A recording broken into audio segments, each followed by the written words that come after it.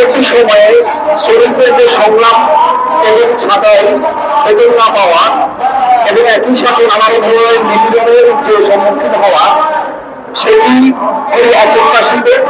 কিন্তু আমরা যদি ইতিহাসের দিকে সেভাবে স্মরণ করতে চাই যে সম্প্রতি জুলাই অভ্যুত্থান এবং অভ্যুত্থানোত্তর সময়ে যে সমস্ত শ্রমিক শহীদ হয়েছেন, আঞ্জুয়ারা সহ অন্যান্য সকল শ্রমিককে সশ্রদ্ধ চিত্তে স্মরণ করছি। আমার আগে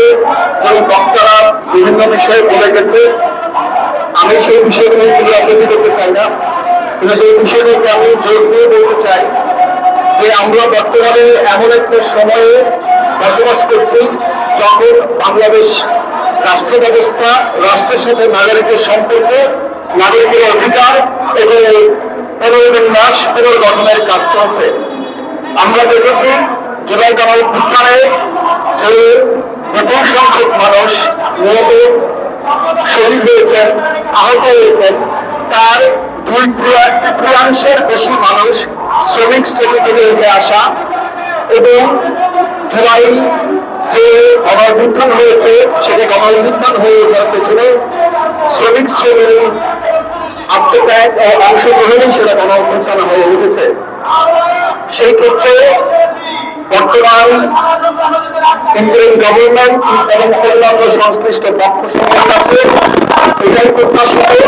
যে নতুন বাংলাদেশে শ্রমিক আন্দোলন এবং শ্রমিকদের অধিকার ও ন্যায্যতা সেটি সিদ্ধান্ত গ্রহণে শ্রমিকদের সক্রিয় অংশগ্রহণের বাস্তব কায়ন হবে এবং শ্রমিকদের অধিকার, শ্রম পরিস্থিতির উন্নয়ন এবং শ্রমিকদের সামাজিক পুনরুত্থান ছাড়া অন্যান্য কোনো ধরনের সংস্কার কার্যক্রম সম্ভবপর হবে না। কিন্তু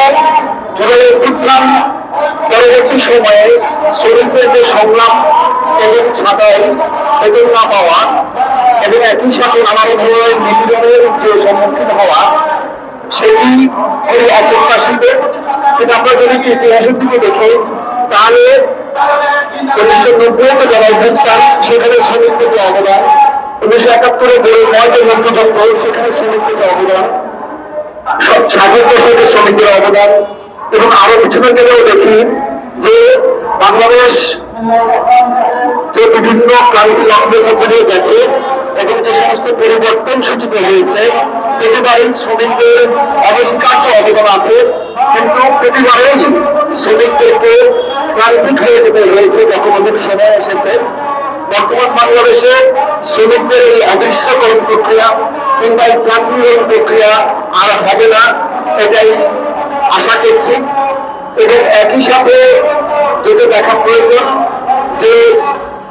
জুলাই অভ্যুত্থানোত্তর সময়ে বাংলাদেশ শ্রম সংস্কার কমিশন নিরলসভাবে পরিশ্রম করে যে সমস্ত সুপারিশ তারা প্রণয়ন করেছেন এবং সরকারের কাছে দিয়েছেন, সেই সুপারিশগুলো যাতে আগামী জুলাই মাস নাগাদ আমরা চেয়েছি যে নতুন শ্রম অধ্যাদেশ তৈরি হতে যাচ্ছে, সেখানে শ্রম সংস্কার কমিশনের সুপারিশ সমূহ সেগুলোর প্রতিফলন থাকবে এই আশা করছে। এবং একই সাথে শ্রমের বিভিন্ন শ্রম খাতে চলে আসা যে ধরনের চর্চা, দলিলের চর্চা, সেই জায়গায় শ্রমিকদের প্রতি সম্মান তৈরির যে চর্চাগুলো সেগুলো কিভাবে নিশ্চিত করতে হবে সেই বিষয়ে সুনির্দিষ্ট দিক নির্দেশনা থাকবে। আমি একই সাথে আরো যে বিষয়গুলো বলতে চাই সেটা হচ্ছে যে জুলাই গণঅভ্যুত্থান এবং অন্যান্য সময়ে যে সমস্ত শ্রমিকরা শহীদ হয়েছেন তাদের রাষ্ট্রীয়ভাবে শহীদের মর্যাদা দিতে হবে। একই সাথে বিচারহীনতার যে সংস্কৃতির সমাজে রয়েছে, যখন অন্যায্য কোনো ঘটনা ঘটে সেই বিচারহীন সংস্কৃতির অবসানের আহ্বান জানাচ্ছি। আমি আমার বক্তব্য আর দীর্ঘায়িত করতে চাই না, আমি আবারও বলতে চাই একটি বিশেষ কথা যে আগামী জুলাই মাস নাগাদ যে নতুন শ্রম অধ্যাদেশ আসতে যাচ্ছে সেখানে শ্রমিক জনতা তাদের জন আকাঙ্ক্ষার যে বাংলাদেশ তার প্রতিফলন থাকবে এই আশা ব্যক্ত করে আমি আমার সংহতি জ্ঞাপন করছি। সবাইকে অসংখ্য ধন্যবাদ।